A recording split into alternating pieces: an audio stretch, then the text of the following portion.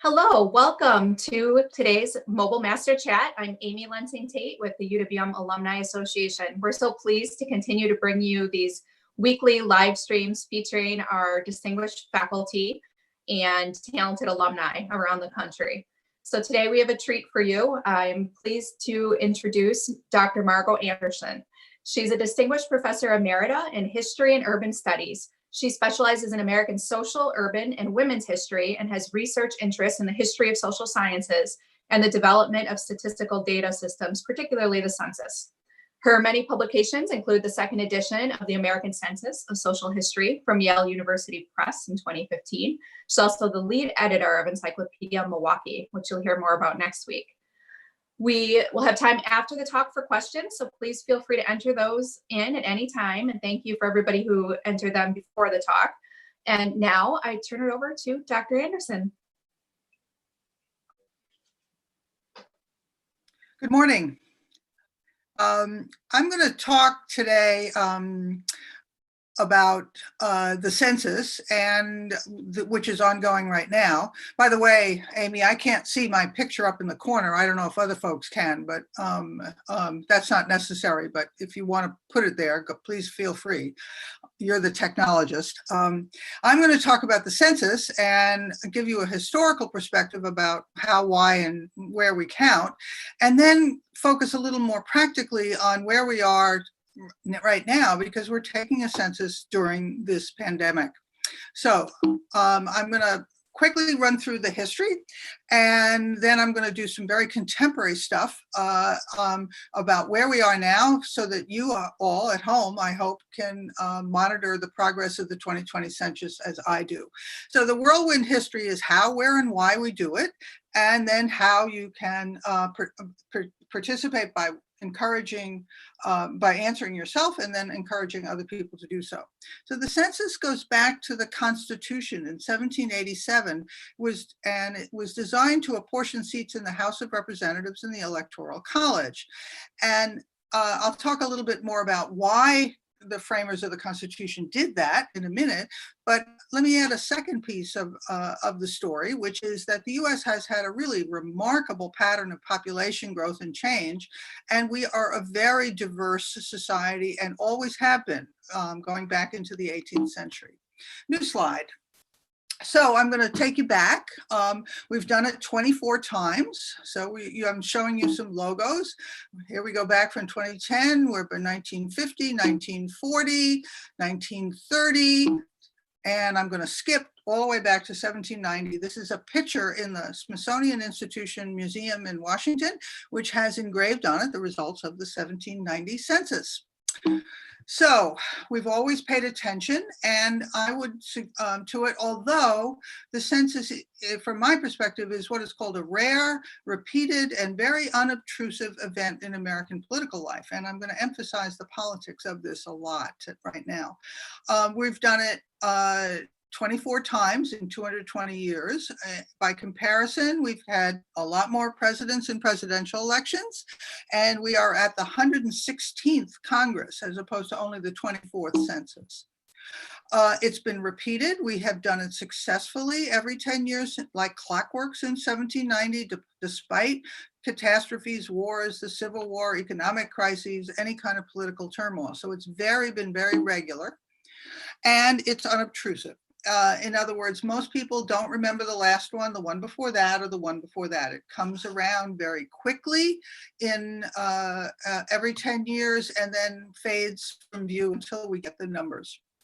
So if I ask people sort of where they were on April 1st, 2010, the last census, I get blank stares. If I ask them where they were September 11th, 2001, people remember. And it's the fact that we have to sort of remind ourselves why we do this and how we do this every decade that has kept my career going for many years. The census is, in other words, Janus-faced. It looks backwards and forwards, and the methods change and develop. The results are always of great interest. And of course, we reapportion and redistrict political power in the United States every decade on the basis of it. So constitutional history, very briefly. So you've got to conjure up a bunch of men sitting in a very closed, hot room in the summer of 1787 in Philadelphia. And the problem they faced was that although the United States had won the Revolutionary War against Britain, the government was incredibly unstable and failing at the time. And so the men who got together that time, and it's all, you know, the old white guys, right? And another picture of the room, had to figure out how to deal with the fact that even in 1787, you know, you had a little bitty state like Rhode Island and a great big state like Virginia, and how do you balance their interests in a national government equitably? Well, the solution, of course, was the structure of the Constitution that we've been known to ever since. And in particular, this is the census paragraph, Article 1, Section 2, Paragraph 3, representatives and taxes, and originally we were going to use it for tax allocations too. We got rid of that in 1913, but they'll be apportioned among the states, which may be included according to their respective numbers. Okay, and then we get, of course, the infamous 3/5 compromise, because the question was, who are we going to count? What is the population? How do we think about that? And the answer at the time was to struggle with the problem of that the politically active population, in other words, which was essentially propertied adult white men at the time, was only a very small fraction of the total population, which included women and children and indentured servants, and most notably slaves. So the solution was to count everyone, but to discount the slave population to 3/5, in other words, 60% when doing the apportionment allocation. And because Indians at that time were not considered to be part of the sovereign state, they were not counted at all. And it's the only group that was resident in the continental US that wasn't counted initially in the census and wasn't added really and counted well until the late 19th century.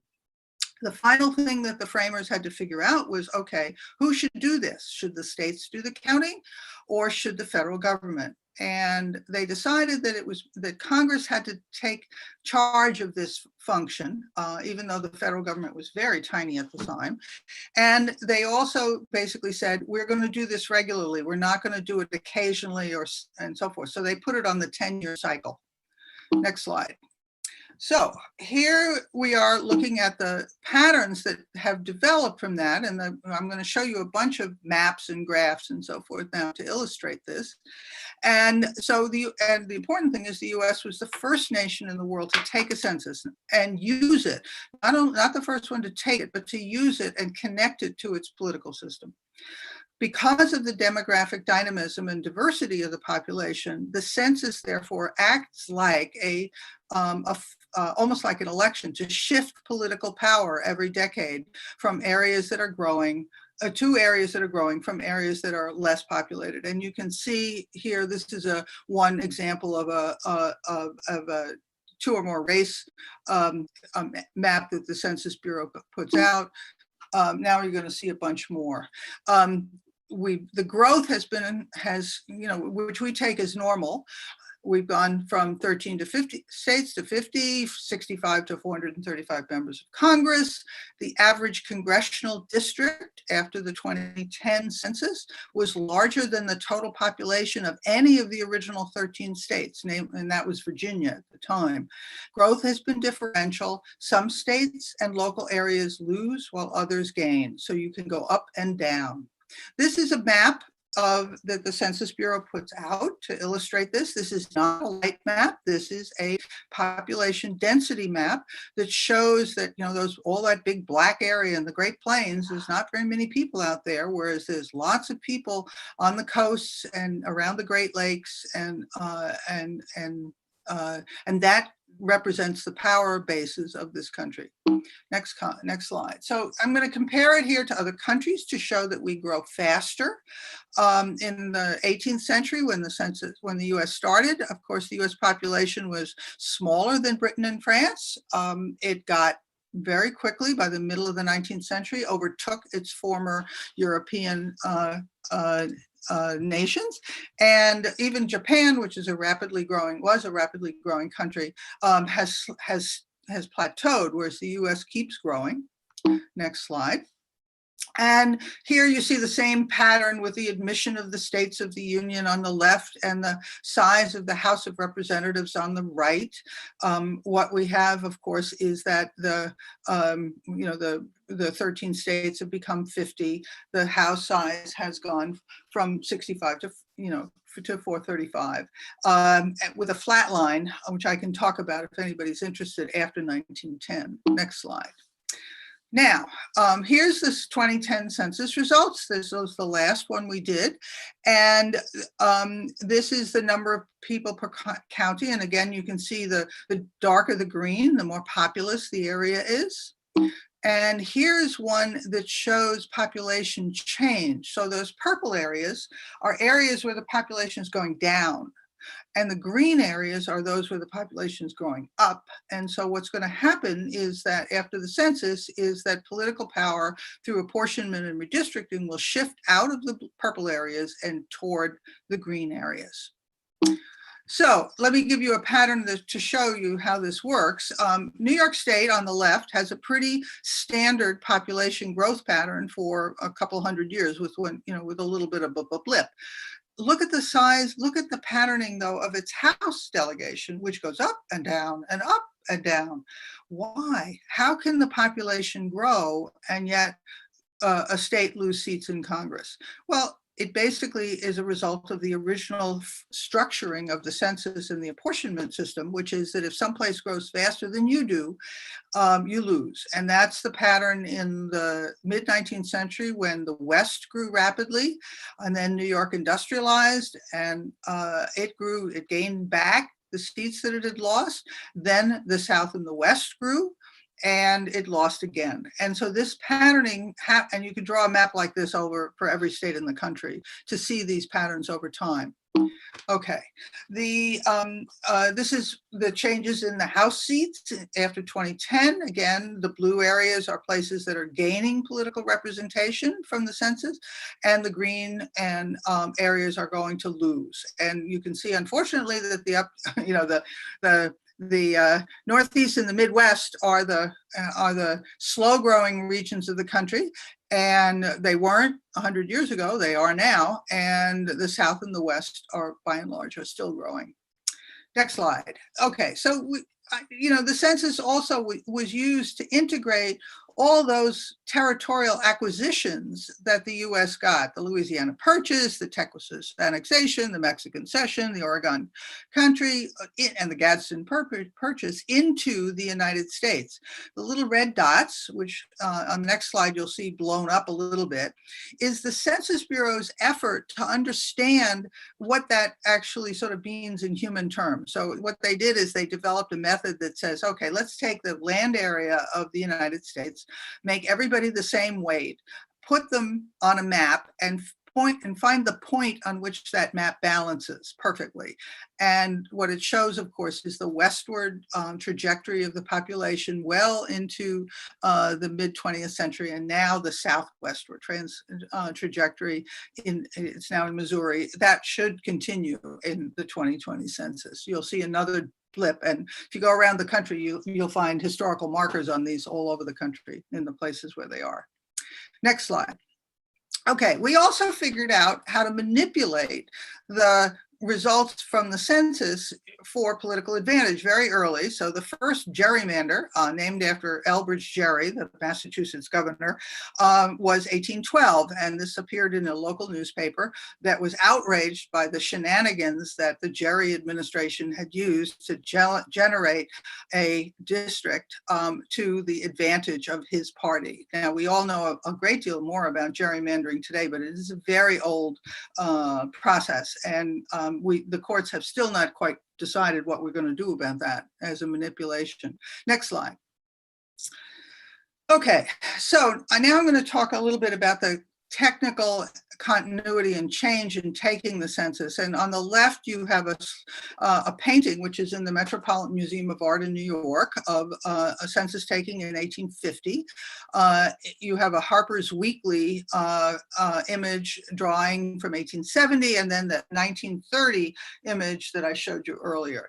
You'll notice that nobody, whoops, go back please. You'll notice that nobody's social distancing on this. You know, this is a very intimate, close process when you have a human family interaction. And that's going to be important as we talk about how we handle this pandemic. Next, now we can move on.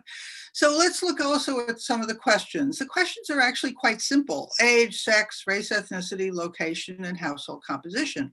Most of these derive directly from the constitutional mandate. We need to know about where people are in order to allocate congressional and legislative seats. We ask about household composition simply to understand the nature of the American demographic patterns. Race, ethnicity goes back to the 3/5 compromise, and age and sex were added initially, actually in the first census, because the first census was trying to find out how many adult white males there were of militia age. So you had to ask something about age and sex to get those. Next slide. There have been lots of other questions, and they've changed a lot. We asked obviously about slave and free status until the Civil War and the 13th Amendment abolished slavery. Some questions are open-ended, where you write down a handwritten answer. Some questions don't apply to everybody. You know, we don't ask children if they have an occupation. The instructions say don't bother answering that if it doesn't pertain to you. So there's a lot of variability as well. Next slide. Okay, so let's talk a little bit now about technology, which is particularly important in the current environment that we're in. I've got some shots here of the first technological innovations, with the woman sitting with a key punching machine, an early key punching machine, and then below it a much older, much more recent picture of key punchers. To the left is a computer console and so forth. What you can see is from a lot of these is that this is that even the tabulation and the processing is very labor intensive. There's a lot of people involved doing this. Next slide. Okay, the computer actually automated a great deal of things, and this is 1950, which is the first non-defense computer, which was commissioned for the United States Census in 1950, and you can see how sleek and new and also large. That computer probably has the same power as what your handheld right now. Next slide. And the mapping is also a very important issue, because again, for the apportionment and redistricting, believe it or not, the mapping was very late to be automated. And so what you see is hand-drawn maps. This is as late as 1960. It was done, started almost from scratch. There was no computerization of it until the 70s, really. The next one. Until we get what is called the TigerMath system, the topologically integrated geographic encoding and referencing system, which is a national map on which we put every little street segment in the country, and then a master address file, which puts every single residential address on that map. So once you do that, then you can automate a great deal of the collection process, first through the mails, and then eventually now with the internet and phone data collections. Move on. Okay, so now we're going to talk about 2020. Where are we now? All right. So the hot new thing for 2020 was the really important shift from a paper form, which is what we've been using from 1790 through 2010, really, to a smartphone or an internet option collection. This has gone rather better than people worried about it. People worried that it might get hacked or people wouldn't be able to access it. It's actually done pretty well, and I'll give you some more metrics of that in a minute. Next slide. So how do we know how it's doing, how we're doing? We started the census, of course, as of April 1st, 2020. Partly because if you're going to do this remotely, and if people are going to be asked either through the mails, or which goes back a couple decades, or on the internet, we need to have some mechanism to sort of encourage people when they get the little postcard in the mail to do it, to like, how we doing? How's it going? So what they, and this innovation actually goes back to the 2000, but it's much more important as the internet access for the total society has gotten greater. So starting in the late March, we began to post as a country what proportion of census self-response are by state. And this is from a week or so ago. Then it was 51%. And you can see the differences by local area. The bluer you are, the better you are. Next slide. So this is a couple days ago. This is the most recent one. I think it's a little higher now. Every day they update this. It's their goal was to get just over 60%, and they're very close to that. You can see an interesting pattern there, which is that the computer sort of washes it out, but those white areas at the bottom are in the 50% range. The upper Midwest has always been, good responders. So as you'll see in the next slide, where I focus in on Wisconsin, you'll see that we're much higher. So Wisconsin by county has a response rate of 66%, although there's a real difference between the northern part of the state and the southern part of the state, and then that orangey area in the middle. Because the Census Bureau loves to give you more detail on everything. This is the township breakdown of that map. And what you can see, by the way, Milwaukee is missing because it's not a township. So you have to go to a different map to get the city. But you can see that the blue, the darker the blue, we're up into the 75% or above in parts of the country. In the northern part of the state, it's very low. And now I'm going to tell you why. Okay, but first I want to tell you, we're going to talk about a little bit about what everybody was concerned about before the census started. In other words, before this pandemic, we worried, as we always do, about the cost of the census, whether there will be political differences in Congress and the president. Will Americans answer? How will the reapportionment and redistricting change? And the big issue from 2018 to 2019 was a proposal to put a question on citizenship on the main census form, which had never been there. And it generated lots of lawsuits challenging it. Finally, the Supreme Court in the summer of 2019 basically said that not enough work had been done to make sure it would work, and therefore the Commerce Secretary had violated what was called the Administrative Procedures Act. The result was that it didn't go on the form because there was no time to correct it. And we worry about accuracy. Are we going to get everybody? And that's a big issue now that we have a pandemic. So let's move on to that. Now we're talking about what's going on now.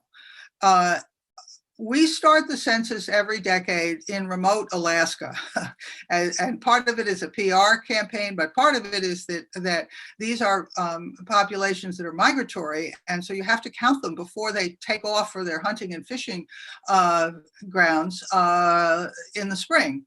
So what you have here is a shot of the census director on a snowmobile taking the first census in January 21st, right? Go ahead.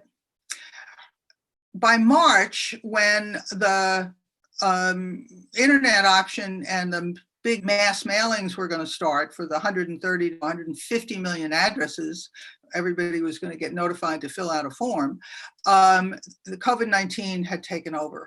And the Census Bureau responded initially by saying, please respond by online, phone, or by mail. And this is a quote from their public relations promotions in mid-March.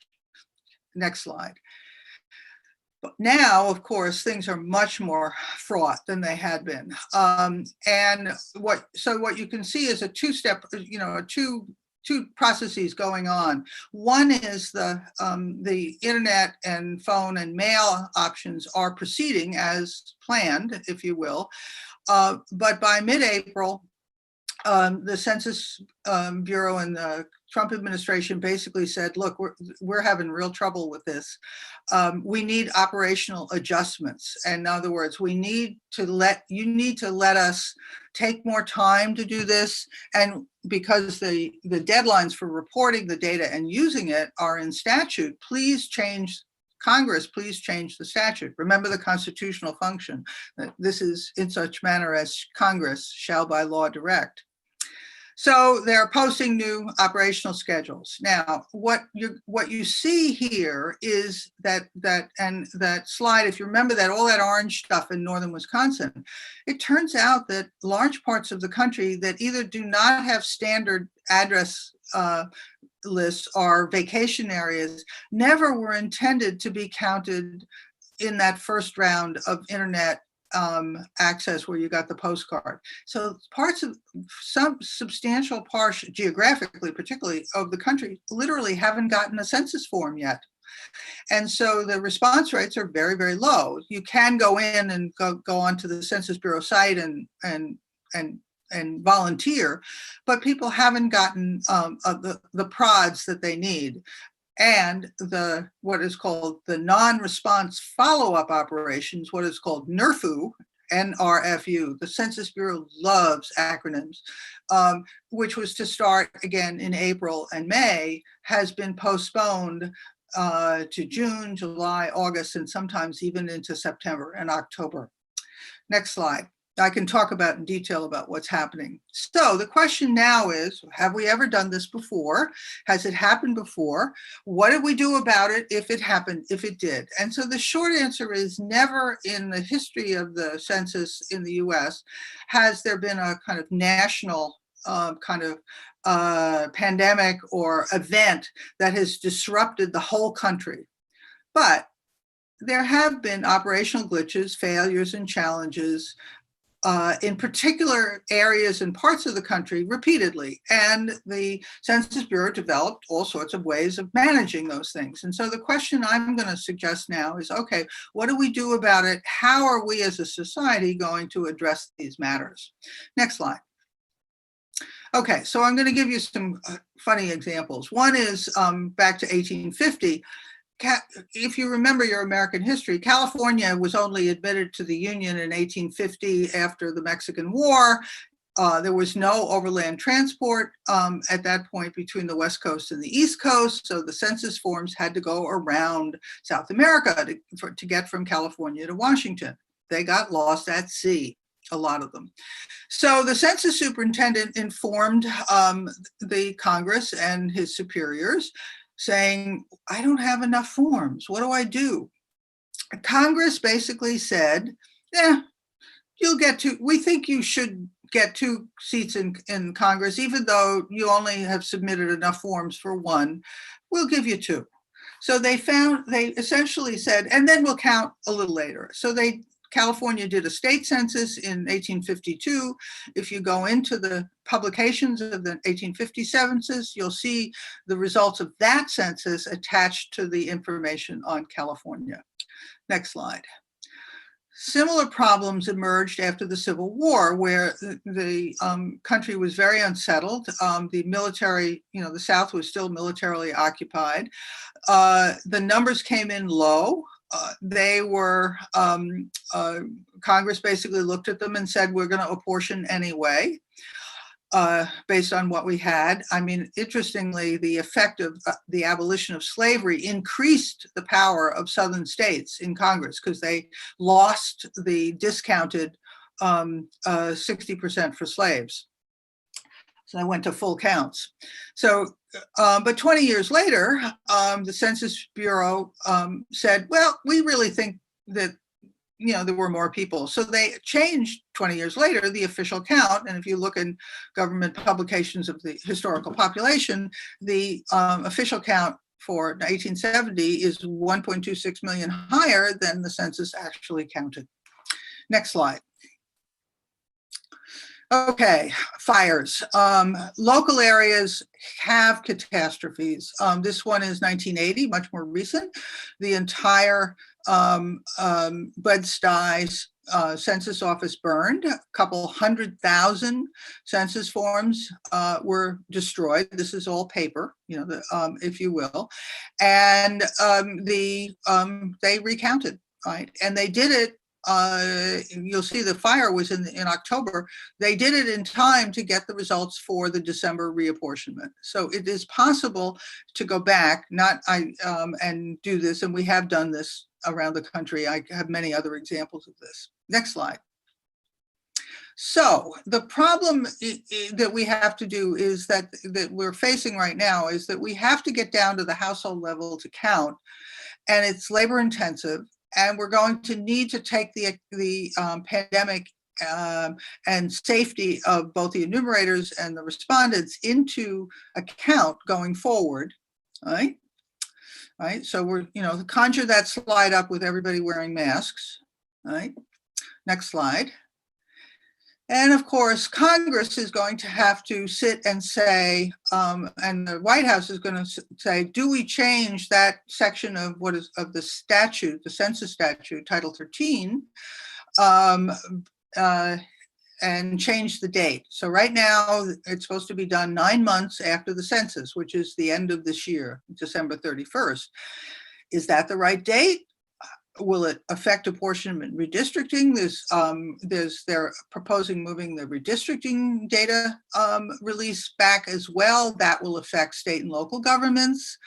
And then, of course, the big question is, are we going to get a good census out of this after all?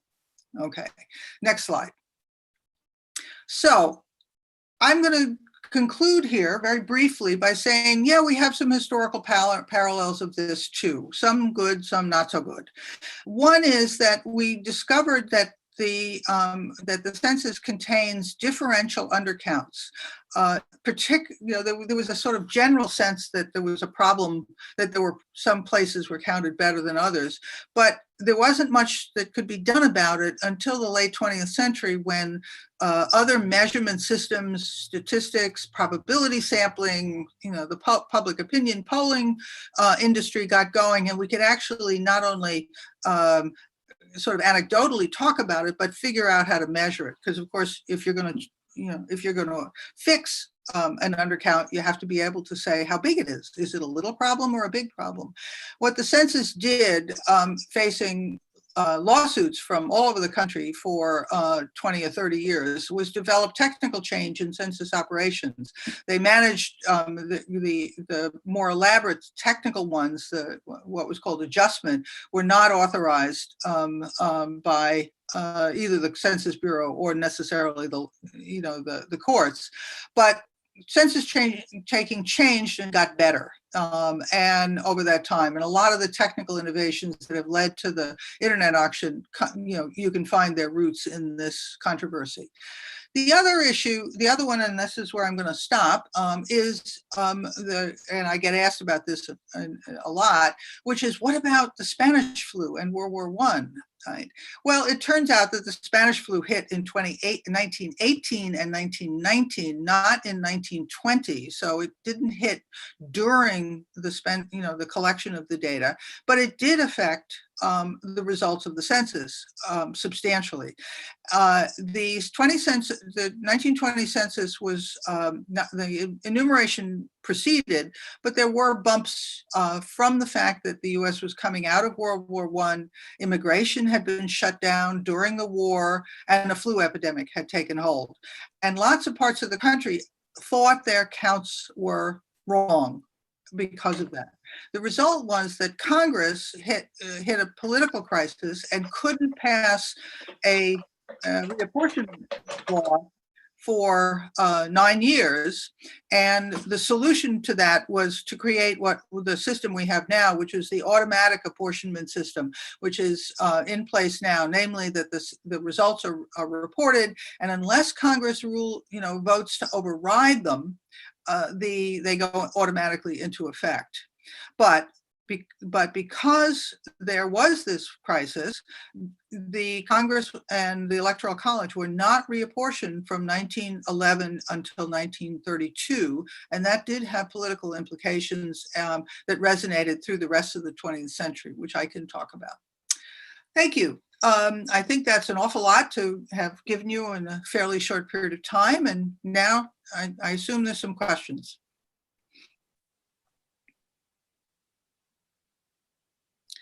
Okay, this is a question I often get. Does the 3-5 compromise mean only 60% of the slaves were counted? And the answer is no.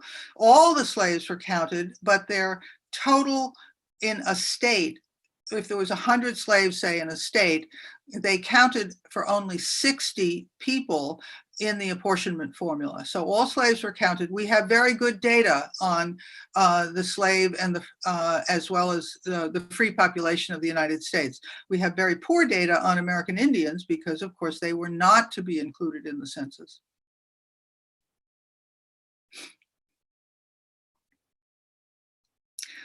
When did we start by mail? 1970. Until then, up until from 1790 to 1960, the whole process was done by people on the ground, walking the neighborhoods.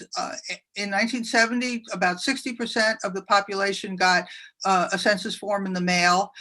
The rest, as the technology improved for the census, the mail address filed by 1980, it was up to 90%. After that, the enumerators only chased down the people who did, for the addresses that they didn't get an answer from.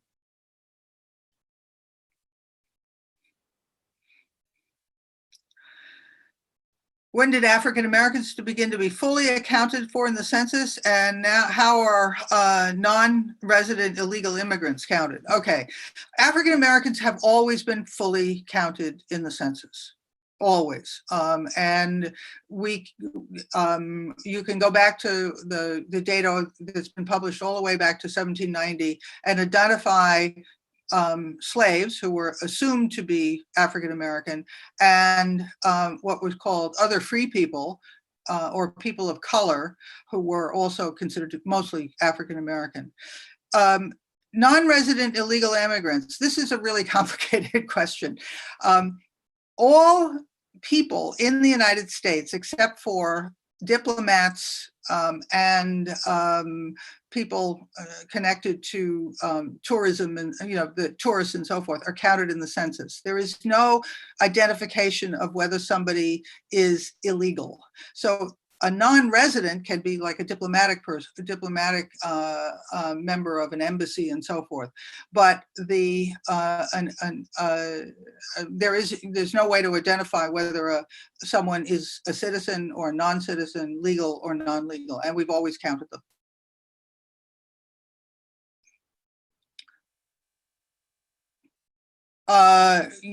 When you say, is there a way on the census website to confirm they have your vote? I assume you mean your response to the census form here, and you have been counted? Not to my knowledge. That's a very good question. I guess I could ask how people filled it out. I guess the way you would know, you can assume that they have received it unless someone comes to your door and says, no, it went awry somewhere.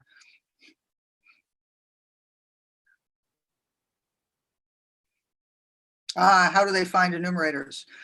Well, if you've been watching, again, there's a lot of promotional work done for the census before it to try to recruit people to be enumerators. Essentially, you need hundreds of thousands of people around the country, and they need to be sort of locally connected and rooted. They need, the Census Bureau needs to find people with the right languages who are what they call trusted voices in the community, so that you try to find enumerators from the neighborhoods who are the best ambassadors to do the work. And that process has been ongoing. You apply like you do for any other job. They do background checks, you get trained and hired. The pay rates have been, for this census, were particularly high because when we were recruiting, of course, the unemployment rate was very, very low. So they were offering very high pay in order to take this temporary job.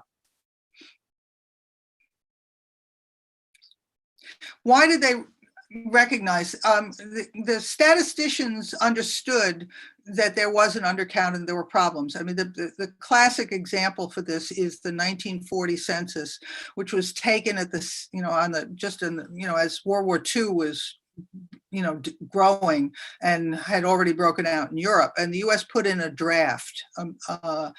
And so men of 21 to 35 were required to register with the draft board. And the census was in the field at the same time. It turned out that many, many more men registered for the draft than the Bureau said existed in the country. And importantly, it was differential. 13%, I think the figure is, more Black men registered for the draft in 1940 than the census said existed in the country. I think the number was like 3% for white men. So we discovered both the undercount. Men, young adult men are hard to count because they're very footloose, but we also discovered the differential. The problem was at the time that there was no way to do very much about it, and it didn't matter all that much because we were also in a period where the apportionment and redistricting processes were much what I guess would call looser and sloppier than they are today. In the 1960s, the Congress put in what is called the one man, one vote criterion, or the one person, one vote criteria for electoral districts. There was no such tight requirement. So you miss 5 or 10% of people, it doesn't matter very much. Once you did one person, one vote, it mattered. And that was in 1970.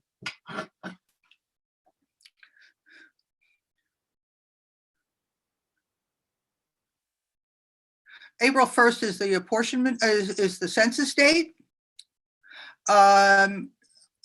Reapportionment probably will occur. The Census Bureau is asking for, I think, that date to be moved to April 2021. In other words, a couple months later.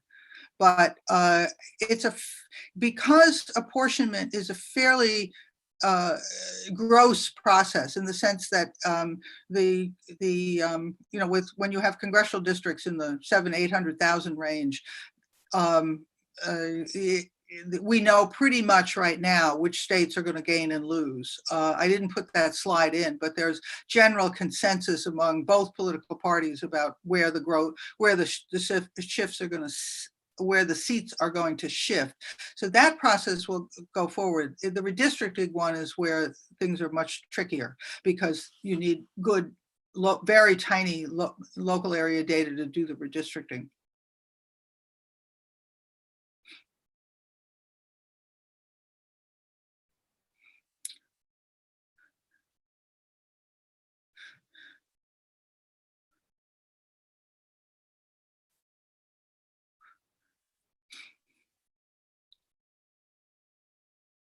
What happened to all the detailed questions that used to get asked? That's they have been shifted to a different survey called the American Community Survey. What the Census Bureau did, again, starting in the mid 20th century, when they realized that the census was getting very unwieldy and burdensome, and that statisticians and public social researchers had figured out how to do probability sampling, what we use now all the time, that they could ask a lot of the detailed questions on a sample rather than on a complete count. So from the 70s, from the 60s and 70s through 2000, we created something called the long form. So there were two different forms. Most people got 80 to 90% got the short form, like I described. The rest, 10 to 15%, got a long form. After 2000, they moved the long form survey to something called continuous measurement and renamed it the American Community Survey. And that's in the field for a couple million households all the time, every year, and is ongoing. And every year we get the long form data, sample data published. instead of just getting that data once every 10 years. Which, by the end of the decade, it used to be pretty old data. Now we get it all the time. So that's where those questions have shifted. And that's, by the way, where the citizenship question shifted and still provides the citizenship data that we use in this country. Group quarters. Oh, God. Right. This is exactly why the Bureau, if you go to their website and say, how are you going to handle this operation, group quarters being one of them, what you get is to be arranged.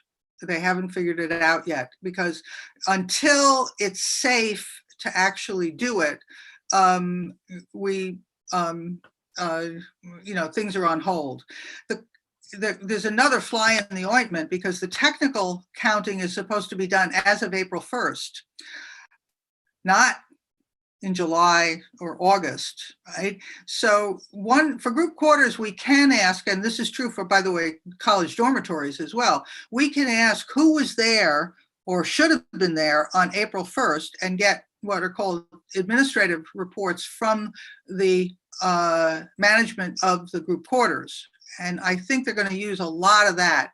There's all sorts of technical questions about how accurate it'll be, but that's, that will be the procedures. Again, college dormitories are another and college students, by the way, counting college students, are another very complicated group right now, because people dispersed just as the census hit in April.